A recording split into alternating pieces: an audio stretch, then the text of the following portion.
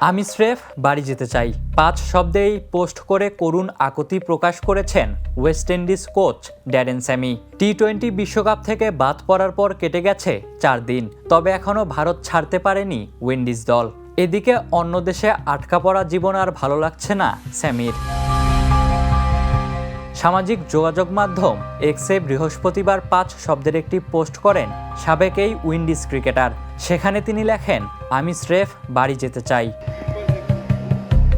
স্যামির এই অল্প কথায় ফুটে উঠেছে কতটা আগ্রহ নিয়ে দেশে ফেরার অপেক্ষায় আছেন তিনি এবং তার পুরো দল। কলকাতায় গত রোববার সুপার 8-এর ম্যাচে ভারতের কাছে হেরে টি-20 বিশ্বকাপ থেকে বিদায় নেয় ওয়েস্ট ইন্ডিজ। পরদিন ক্রিকেট ওয়েস্ট ইন্ডিজ বিবৃতি দিয়ে জানায়, আপাতত দেশে ফেরা হচ্ছে না বিশ্বকাপ দলের।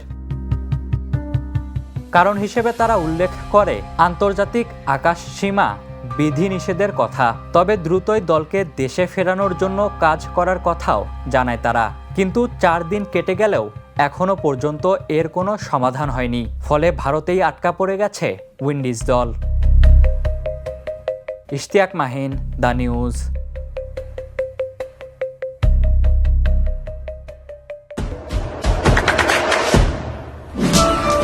দেশে দেশে সবার সাথে দ্য নিউজ।